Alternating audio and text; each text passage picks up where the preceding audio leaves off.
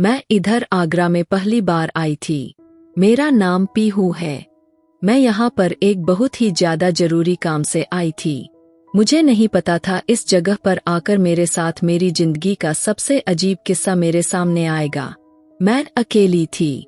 मुझे शहर में रहने के लिए कोई जगह चाहिए थी। जब मैंने प्रॉपर्टी डीलर से बात की तो मैंने उससे कहा कि मुझे उस सफेद बंगले के पास की कॉलोनी में ही कोई जगह चाहिए। उसने कहा कि उसके करीब ही क्यों? तो मैंने कहा कि मुझे इस तरह के बंगले बहुत ज्यादा पसंद है। उसका कहना है कि उस सफेद बंगले के पास जगह तो मिल जाएगी लेकिन वैसे वहां ज्यादा लोग रहते नहीं हैं। आप अकेली हैं तो आपको वहां पर नहीं रहना चाहिए क्योंकि उस बंगले के बारे में काफी अजीब तरह की बातें फैलाई गई है। मैंने कहा क्या मतलब? उसने कहा मुझे भी ठीक तरह से ज्यादा कुछ पता नहीं है लेकिन कुछ अजीब कहानी है। अगर आपको डर नहीं लगता है तो फिर आपको एक हफ्ते के बाद मैं जवाब देता हूँ। मैंने कहा नहीं मुझे डर नहीं लगता। आप वहीं मेरे रहने का इंतजाम करवा दो। मेरे पास पैसों की कोई समस्या नहीं है। वह भी खुश हो गया था। और अगर ऐसी बात थी तो फिर ज्यादातर लोग ऐसी जगह पर रहना पसंद नहीं करते होंगे। यही वजह थी। एक हफ्ते के बाद ही उसने मुझे कॉल की और बताया जगह मिल गई है। मैं जगह देखने के लिए चली गई। जो फ्लैट मुझे दिया गया था ऊपर वाली मंजिल पर थी। उस कागजी बंगले के दीवार उस फ्लैट से दिखाई देती थी। मैं तो बहुत ज्यादा खुश हो गई थी। अपने नए घर में शिफ्ट हो गई और वह आदमी मुझे अजीब नजरों से देख रहा था। एक तो उस अनजान शहर में मैं अकेली लड़की थी, ऊपर से रहने के लिए ऐसी जगह का चुनाव किया था। उसने जाते जाते कह दिया कि आप बहुत बहादुर है। मैंने जवाब दिया और अपने काम में बिजी हो गई। मैं यहीं रहने लगी थी। मैं सुबह अपने काम पर चली जाती और दोपहर का खाना होटल से ही लेकर घर आ जाया करती थी। उसके बाद घर पर अपना काम किया करती थी। रात को भी देर से सोती थी। जिस जगह पर मेरे रहने का इंतजाम हुआ था यह एक किराए के फ्लैट वाली बिल्डिंग थी। मेरा सबसे ऊपर वाला फ्लैट था। यहाँ भी लोग रहते थे। एक बार दरवाजे पर किसी की आने की आहट हुई। मेरे पास एक औरत आई। उसने कहा मैं लोगों के घरों में काम करती हूँ। आप यहाँ पर नई है और अगर आपको भी मेरी जरूरत है तो आप मुझे बता सकती है। मैंने कहा मैं अकेली रहती हूँ इसलिए ज्यादा काम तो नहीं है लेकिन कभी जरूरत हुई तो मैं तुम्हें जरूर बताऊंगी। वह देखने में काफी साफ सुथरी लग रही थी लेकिन अजीब सी बात थी। थोड़ी डरी हुई महसूस कर रही थी। शायद उसकी शक्ल ही ऐसी थी। लेकिन मैंने यह बात महसूस कर ली थी क्योंकि मैं लोगों को ज्यादा ही गौर से देखा करती थी। दिन इसी तरह बीत रहे थे जब एक रात कुछ बहुत अजीब हुआ। मैं बैठी अपना काम कर रही थी। हर तरफ बहुत ही ज्यादा चुप्पी थी जब मुझे उस चुप्पी में किसी के चीखने की आवाज आई। ऐसा लगा था कोई चीख चिल्ला रहा है और रो भी रहा है, जैसे कोई बेबस रोता है और दर्द में तड़पता है। मुझे पहले लगा कि यह मेरा दिमागी वहम है। मैंने देखा दूसरे कमरे में टीवी भी बंद था और मेरे मोबाइल पर भी ऐसी कोई चीज नहीं लगी हुई थी। मैं अपने लैपटॉप पर बैठी काम कर रही थी लेकिन फिर भी मुझे महसूस हुआ यह आवाज कहीं आसपास से ही आ रही थी। कहते हैं अगर आप अकेले बैठे हो और आसपास बिल्कुल खामोशी है या फिर लाइट जा चुकी है और अंधेरा है तो आपके कान बहुत ज्यादा तेज हो जाते हैं और आप उन आवाजों को भी सुन सकते हैं जिनको आप पहले नहीं सुन सकते थे, जैसे कि घड़ी की टिक टिक जो हमें पूरा दिन कभी सुनाई नहीं देती लेकिन रात के वक्त हमें साफ सुनाई देती है। इसी तरह यह आवाज भी थी। मुझे यकीन हो गया था यह आवाज उस कागजी बंगले से ही आ रही थी क्योंकि जब मैं उस दीवार के पास गई तो आवाज और ज्यादा तेज होने लगी थी। लेकिन सबका यह भी कहना था इस बंगले में सिर्फ एक ही आदमी रहता है और उसकी कोई फैमिली भी नहीं है। तो फिर यह आवाज किसकी थी? हो सकता है कि वह टीवी पर कोई चीज चलाकर देख रहा हो, लेकिन जब हम टीवी या फिल्म या सीरियल देखते हैं तो सिर्फ आवाज ही नहीं आती बल्कि उसके साथ म्यूजिक की आवाज भी आती है जो किसी भी फिल्म या सीरियल का एक खास हिस्सा हो सकता है और उसके बगैर फिल्म या सीरियल बनाया ही नहीं जाता। पर यहाँ पर सिर्फ आवाज आ रही थी, म्यूजिक की आवाज नहीं आ रही थी। इंसान को पता चल जाता है कि यह किस फिल्म का सीरियल की आवाज है या किसी और इंसान की आवाज। जहां तक मुझे पता था उस बंगले में कोई औरत या बच्ची नहीं रहा करती थी। थोड़ी देर के बाद आवाज आनी बिल्कुल बंद हो गई और मैंने भी इस बात को नजरअंदाज कर दिया। लेकिन अगले दिन फिर मैंने वही आवाज सुनी। यह आवाज खासतौर पर रात को ही आती थी। मेरे दिमाग में उस प्रॉपर्टी डीलर की बात थी। वहां पर तो कोई भी रहना पसंद नहीं करता।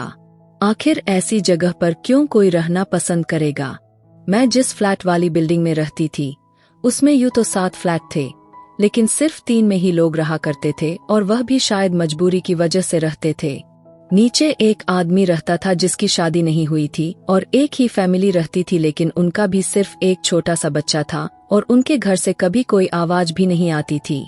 छोटा बच्चा होने के बावजूद भी इस घर से शोर की आवाज नहीं आती थी।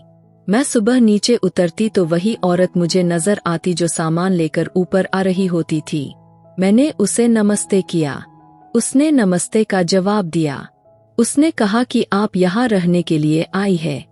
मैंने कहा जी। उसने कहा कि आप अकेली रहती है, आपको डर नहीं लगता? मैंने कहा नहीं। हाय हेलो होने के बाद फिर उसने कहा किसी दिन चाय पीने के लिए मेरे घर जरूर आना, बैठकर बातें करेंगे। मैंने कहा कि जरूर आऊंगी। यह सब उसने यूं ही पूछ लिया था और अपने दूसरी मंजिल के फ्लैट में चली गई और मैं अपने काम पर चली गई। अगले दिन फिर से मुझे आवाज आने लगी। इस बार मैंने बाकायदा गौर किया। किसी लड़की की आवाज थी। मेरा काम ऐसा था, मुझे अकेले ही जाना पड़ता था। लोगों से बातचीत भी करनी पड़ती थी। अपने काम के बारे में मैं पूरा दिन ना जाने कितने अलग अलग लोगों से बात किया करती थी। नीचे एक टेलर की दुकान भी थी जो ऑल्ट्रेशन करता था। साथ में कुछ खाने पीने की सामान भी रखता था, जैसे पेप्सी, नमकीन, बिस्कुट, चाय वगैरह भी पिलाता था। एक साथ कई काम किया करता था। मेरा कभी चाय पीने का मन करता तो मैं उसी के दुकान पर बैठकर चाय पीती थी। मैंने उससे पूछा कि इस बगल वाले बंगले में मुझे कुछ अजीब तरह की आवाजें आती है, आपको इसके बारे में कुछ पता है? उसने कहा कि हाँ, इधर से आवाज तो आती है, पर इस बारे में मैं तो क्या सबको पता है। वह लड़कियों की आवाजें होती है, जैसे लड़कियां चिल्ला रही है। मैं हैरान रह गई। मैंने कहा तुम इतनी आसानी से बोल रहे हो, क्या हमेशा से ऐसा होता आया है? उसने कहा कि हमेशा से ही ऐसा होता आया है। मैंने कहा तो फिर क्या किसी ने पता करने की कोशिश नहीं की, अंदर क्या हो रहा है? इस बात पर वह हंसने लगा। उसने कहा इतना बहादुर यहाँ पर कौन है? मैडम जी की अंदर जाकर पता करें। मैंने कहा इसमें बहादुरी वाली क्या बात है? यह तो हम सब की जिम्मेदारी है। अगर किसी के घर से किसी तरह की चीखने चिल्लाने की आवाज आ रही है तो हो सकता है वह किसी मुश्किल में हो। दुकान वाले ने कहा कि भला भूत प्रेत भी किसी मुश्किल में होते हैं, वह तो दूसरों को मुश्किल में डाल देते हैं। मैंने कहा क्या मतलब आपका? तो उसने कहा कि मैंने सुना है उस कागजी बंगले में भूत प्रेत का साया है, इसलिए तो यहाँ से ऐसी आवाजें आती है और यहाँ कोई भी अंदर नहीं जाता। रात की बात तो बहुत दूर की बात है, यहाँ तो कोई दिन में भी अंदर ना जाए। और मैंने कहा कि जो आदमी अंदर रहता है फिर वह क्या उसको डर नहीं लगता? दुकान वाले ने कहा वह तो दिमागी तौर पर बीमार है, उसको क्या पता एक इंसान को अपने आप का होश नहीं, तो उसे इस बात का क्या होश होगा? कौन इंसान, कौन भूत? उसका परिवार तो सदियों से यहाँ रहता ही नहीं। उसका पहले बहुत बड़ा परिवार हुआ करता था जो उस बंगले में रहा करता था। सब लोग मरने लगे और फिर उसे किसी ने शादी नहीं की, इसलिए वह अकेला रहता है। जब वह मर जाएगा तो उसके परिवार का भी नामो निशान मिट जाएगा। उसका कहना था इस बंगले से तो ना जाने कितनी कहानी जुड़ी हुई है। कभी कोई कुछ कहता है तो कभी कोई कुछ कहता है। आपको मैं कितनी कहानी सुनाऊं? मैं सोच में पड़ गई। मैंने अपना सामान हाथ में उठाया और उसको पैसे दिए। मैंने कहा कि मुझे सारी कहानी सुननी है। वह हैरान हुआ, लेकिन मैं वहां रुकी नहीं, वापस आ गई। वैसे अगर आपने किसी बात का या किसी जगह के बारे में जानना हो तो सबसे ज्यादा भरोसा ऐसे दुकान वालों पर ही होता है, क्योंकि उनको पूरे मोहल्ले के बारे में पता होता है। हर घर की कहानी उनके पास होती है और मुझे उस कागजी बंगले के बारे में सारी कहानी जाननी थी। मुझे ऐसी कहानियों का बहुत ज्यादा शौक था। मुझे भी आवाजें आ रही थी। यूट्यूब पर भी मैंने ऐसे कई कहानियों को सुना था। कई लोगों ने इस कागजी बंगले के बारे में अलग अलग कहानी यूट्यूब पर डाले थे। मैं भी यूट्यूब की छोटी सी क्रिएटर थी और मुझे भी ऐसी कहानियां पसंद थी। लेकिन मैं यूट्यूब पर बिल्कुल सच्ची कहानी डालती थी और मुझे बिल्कुल लगभग सही सी जानकारी वाली कहानी ही पसंद आती थी, ताकि लोग मेरे कहानी से गुमराह ना हो। और मैं उन लोगों से भी कहना चाहूंगी, ऐसे फालतू की कहानियां डालकर लोगों को गुमराह ना करें। बस मुझे उस कागजी बंगले के बारे में सब कुछ सच जानना था। अब मेरा उसमें दिलचस्पी बढ़ता जा रहा था। मैं रात को बहुत जागती थी। मैंने देखा कि मेरे ऊपर के फ्लैट से भी मुझे कुछ आवाजें आ रही थी, पर डीलर ने तो कहा था ऊपर वाला सारा फ्लैट खाली है।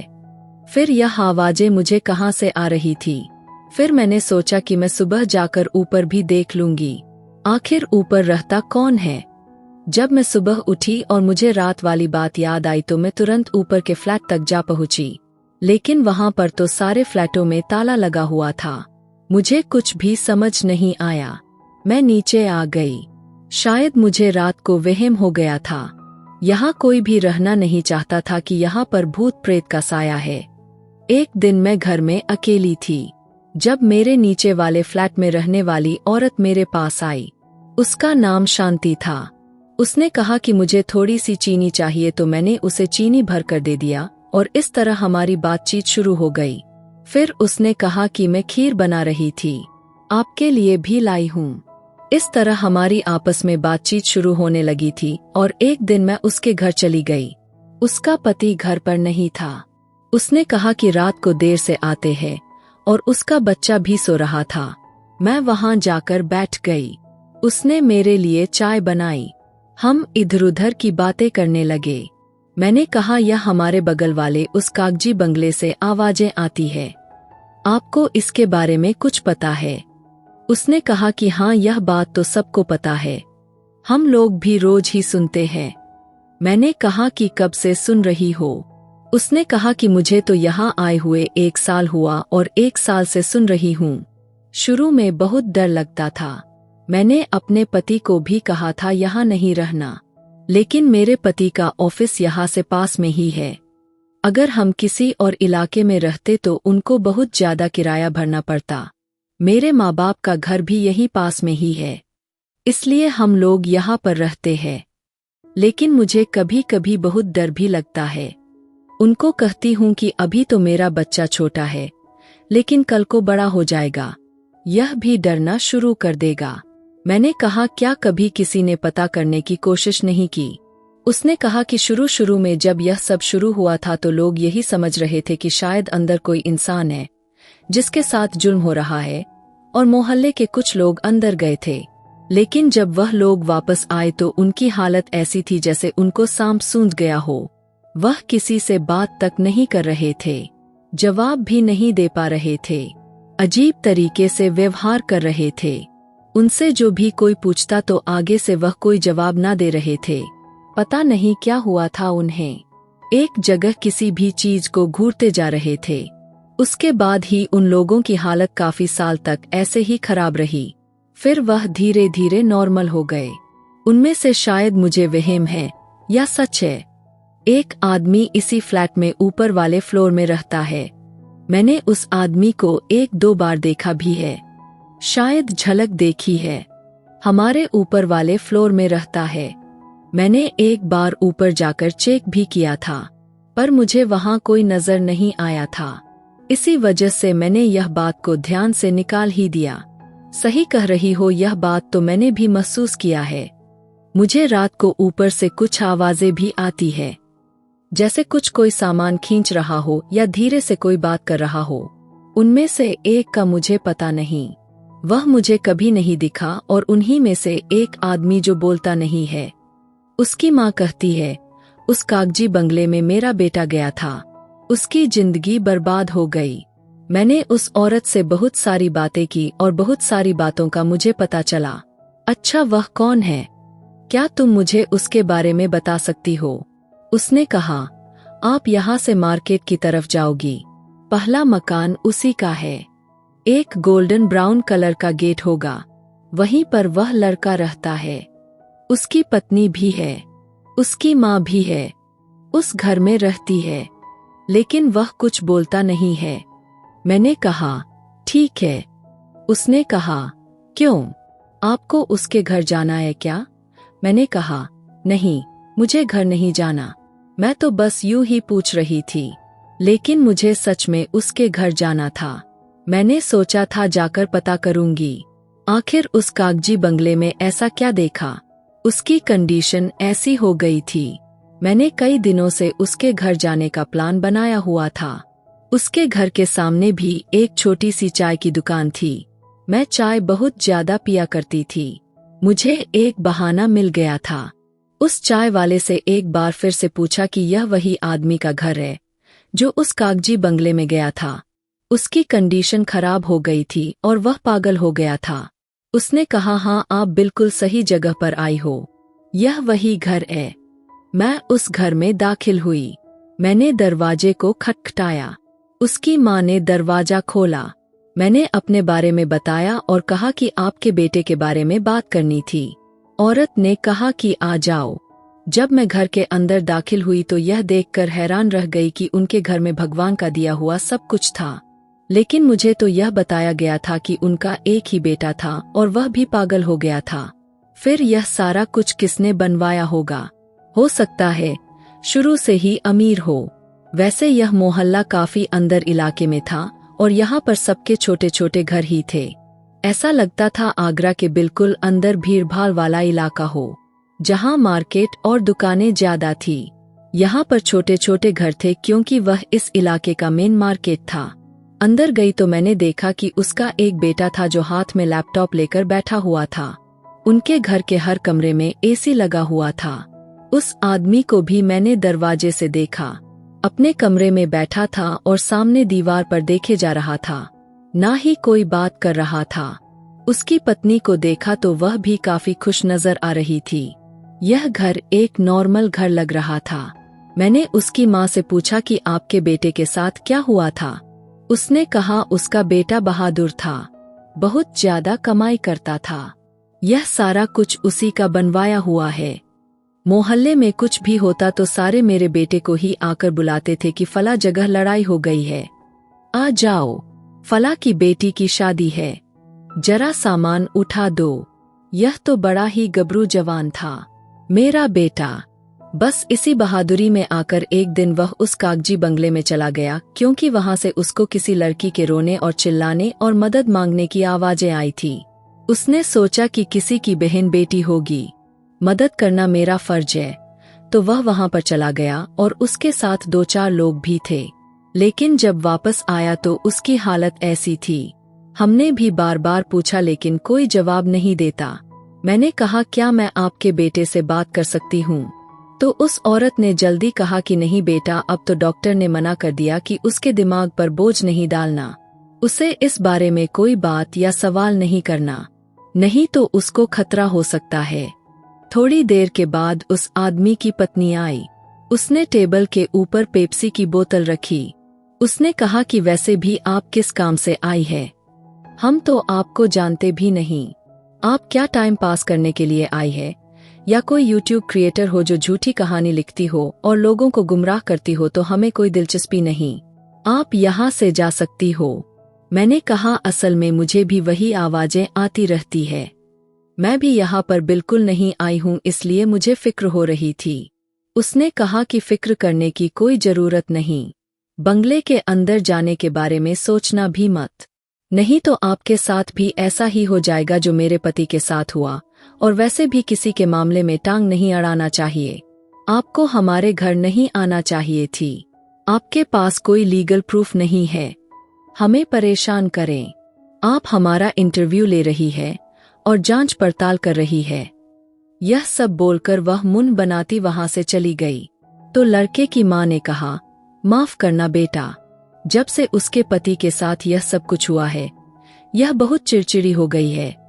मैंने कहा, कोई बात नहीं, मैं समझ सकती हूँ, और मैं वहां से चली आई थी। इसका मतलब कि सारा मोहल्ला यही समझता था और कहता था उस कागजी बंगले में किसी भूत प्रेत का साया है। अब तो मुझे और भी ज्यादा शक हो रहा था, लेकिन मुझे अब यह रात जानकर रहना था। वहां पर क्या था? मुझे दुकान वाले ने एक और कहानी सुनाई। उसने कहा, एक बार यहाँ पर कुछ लोग आए थे जिनका कहना था, हमने इस बंगले को खरीद कर यहाँ होटल बनवाना है, क्योंकि वह बंगला बहुत ही खूबसूरत था। उस बंगले का नक्शा एक कागज के रूप में दिया गया था और दीवारें ऐसी थी जैसे न्यूज़पेपर। कोई भी देखता तो बस देखता ही रह जाता। इस बंगले की खूबसूरती की चर्चे बहुत दूर दूर तक थी। इसी वजह से इसे कई लोग खरीदना चाहते थे। जो भी खरीदने जाता वह लोग उस कागजी बंगले के अंदर जाते तो लेकिन नॉर्मल बाहर नहीं निकलते थे, लेकिन वे लोग यहाँ से पागलों की तरह भाग जाते। पूरे मोहल्ले ने उनकी चीख सुनी थी। उसके बाद यह बात साबित हो गई थी। बंगले में जरूर किसी भूत प्रेत का साया है, जिसने उनको डराकर वहां से निकाल दिया है, क्योंकि मालिक तो उसका वैसे भी बीमार रहता है, अपाहिज है। वह भला ऐसे कैसे कर सकता है? मैंने कहा, इसका मतलब जो भी वहां जाता है उसके साथ कुछ बुरा हो जाता है, सिवाय उस मालिक के। उसने कहा कि ऐसा ही है, लेकिन उस मालिक के साथ कौन सा अच्छा हुआ है? वह भी तो चारपाई पर ही पड़ा हुआ है। मैंने कहा, अगर कोई उससे मिलने के लिए जाए तो? दुकान वाले ने कहा, भगवान बचाए बहन जी, कोई भी नहीं जाता वहां। मैं तो सबको मना करता हूँ, क्योंकि वह पागल है और अचानक से इंसान पर हमला भी करता है। आप क्यों पूछ रही है? आप जाना चाहती है क्या? मैंने कहा कि हाँ, जाना तो चाहती हूँ। उसने कहा, आप पागल हो गई है? यह सब जानने के बाद भी आप वहां जाना चाहती है? मैं तो आपको अपनी सलाह देता हूँ। एक और बात सामने आई है कि वह मरीज औरतों को देखकर ही पागल हो जाता है। एक रात फिर मुझे वहां लड़की के रोने की और चिल्लाने की आवाज आ रही थी। मेरे दिमाग में एक अजीब सी बात आई। मुझे बताया गया था उस बंगले का मालिक बीमार है, चारपाई पर पड़ा हुआ है, उसकी दिमागी हालत ठीक नहीं, और बताया गया था कि उसके परिवार के सारे लोग मर चुके हैं और उसके साथ किसी ने शादी भी नहीं की, इसके बच्चे भी नहीं है, फैमिली भी नहीं है। तो फिलहाल उसने कोई नौकर जरूर रखा होगा जो उसके घर को साफ सुथरा करता होगा। वह वहीं पर उस बंगले में रहता होगा, क्योंकि इस तरह का इंसान अपने कमरे को खुद से साफ नहीं कर सकता, ना ही अपने लिए खाना बना सकता है। इसका मतलब कि उसके घर के काम कोई ना कोई तो करता ही होगा। लेकिन कौन था जो उसके घर के काम करता था? एक दिन वह नौकरानी जिसने मुझसे बात की थी। अगर आपको नौकरानी की जरूरत हो तो मुझे बताना। वह मेरे सामने से जा रही थी। जब मैंने उसे रोक लिया, मैंने कहा कि मुझे तुमसे काम करवाना है, लेकिन सिर्फ एक दिन के लिए। मैं तुम्हें एक दिन का 1000 रुपये दूंगी। उसने कहा कि ठीक है।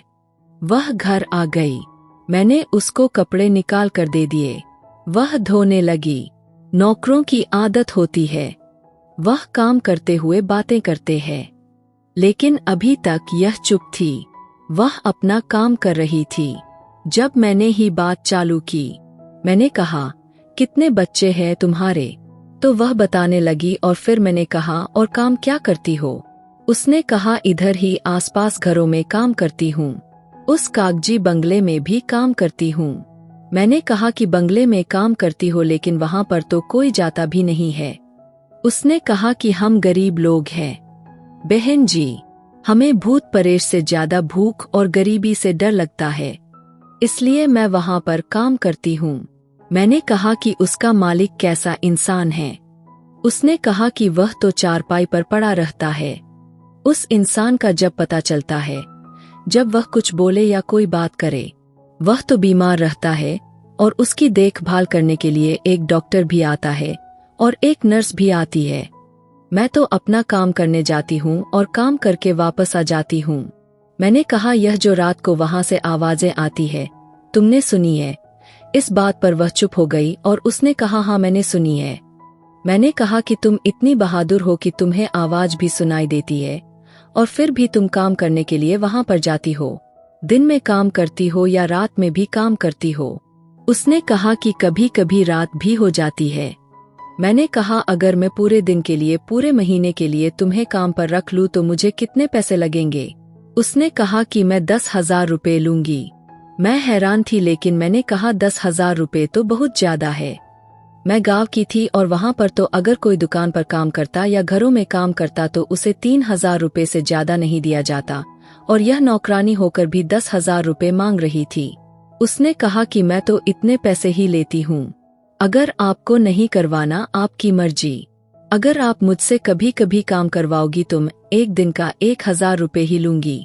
मैंने कहा ठीक है, मैं तुमसे काम करवाना चाहती हूँ, मैं तुम्हें 2 दिन के बाद बताऊंगी। उसने कहा ठीक है।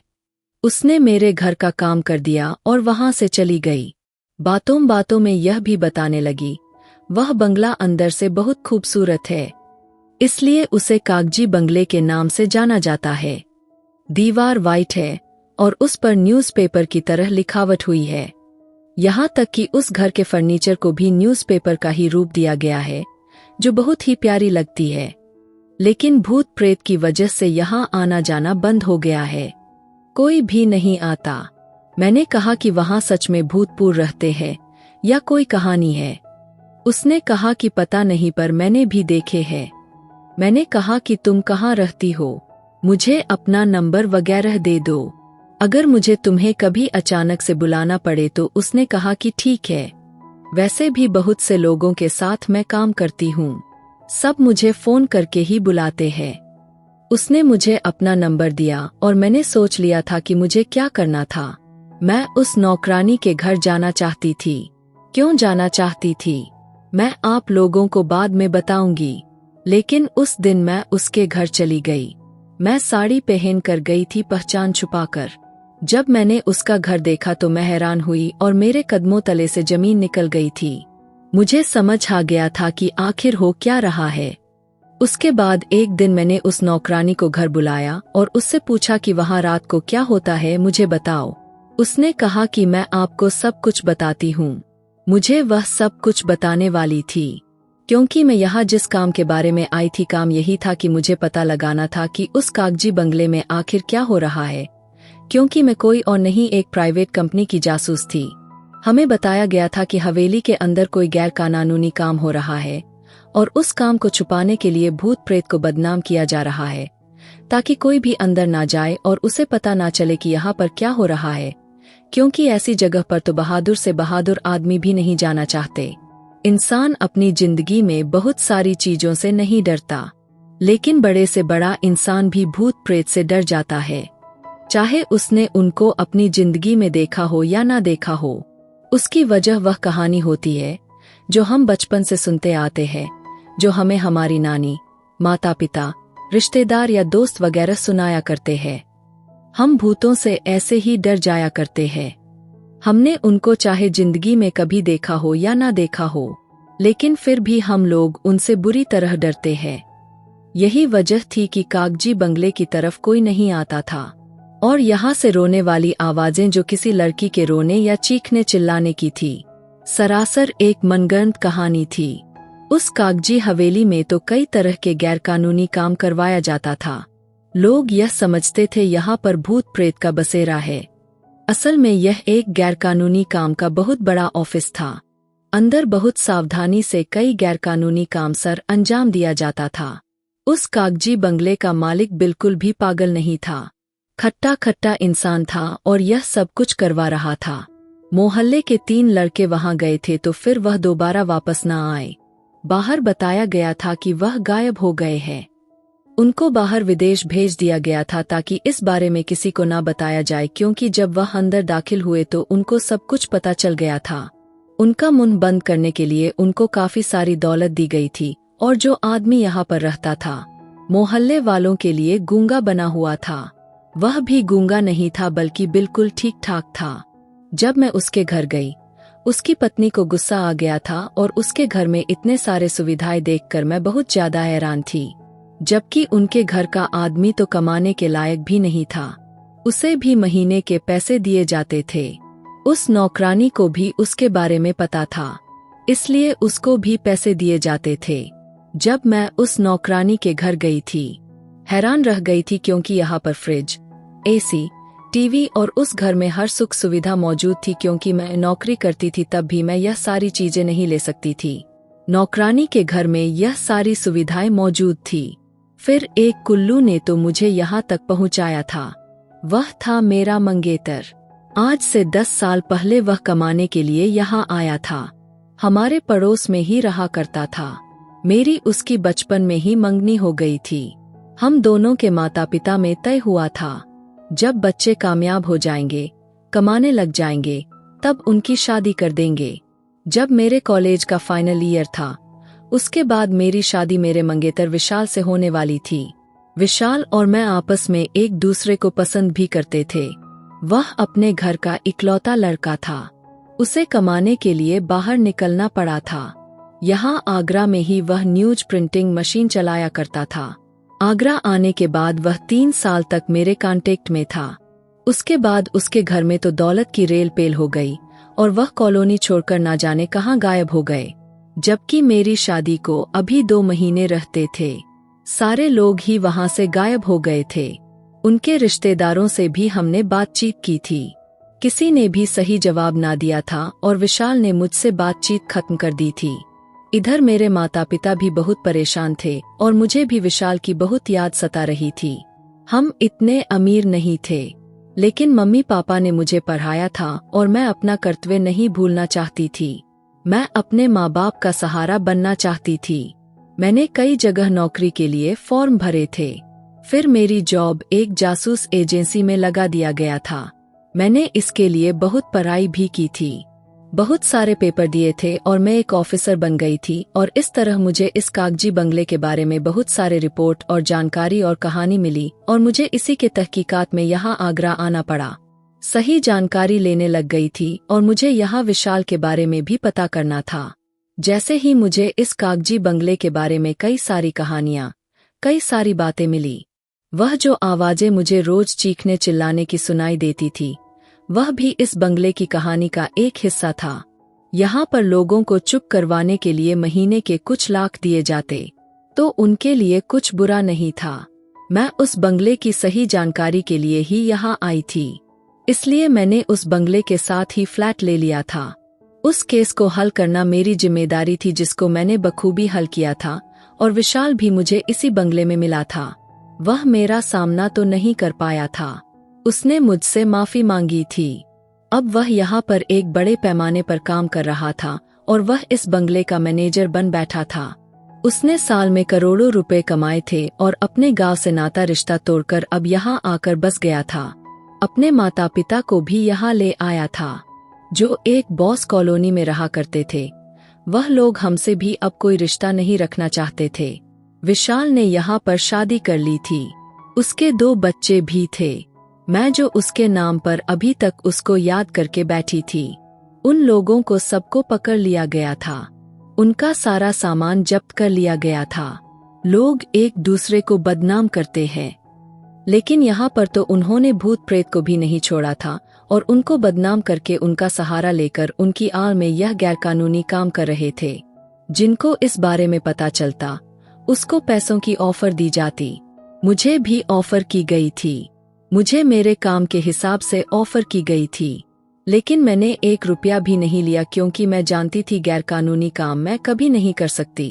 यहाँ गरीबों का पेट काटा जाता है और राशन सामान जो गरीबों तक पहुँचना होता है वह नहीं पहुँचता, और ऐसी नशीली चीजों के लिए हमेशा से गरीबों को ही टारगेट बनाया जाता है, को ही खिलाया जाता है, ताकि वह चोरी चकारी करें।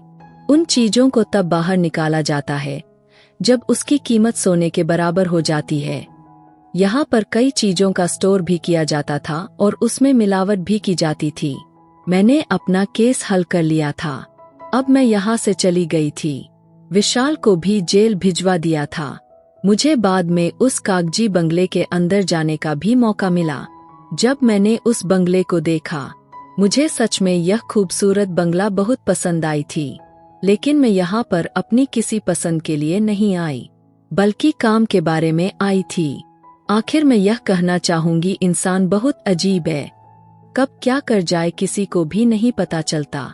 हम सोचते रह जाते हैं और क्या से क्या हो जाता है।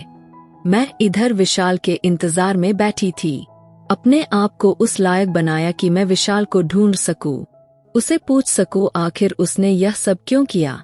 लेकिन जब उसके हकीकत तक पहुंची तो मुझे विशाल से झिन आने लगी थी। आखिर विशाल दौलत की लालच में क्या कर रहा था? पहले तो उसने बचपन की मंगनी को तोड़ दिया था। दौलत की चमक चांदनी ने उसने मुझे भी भुला दिया था। विशाल के माता पिता अब आए रोज मेरे घर पर चक्कर लगाते रहते और मुझसे माफी मांगते हैं और कहते हैं तुम अपना केस वापस ले लो और तुम चाहो तो विशाल से शादी कर लो, क्योंकि विशाल की पत्नी उसे छोड़कर चली गई है। वैसे विशाल तो बहुत लंबा जेल गया है, उस पर कई केस चल रहे हैं। अब आप लोग बताइए मुझे क्या करना चाहिए? क्या मुझे विशाल को बाहर निकलवाना चाहिए? शादी तो मैं उससे बिल्कुल भी नहीं करने वाली।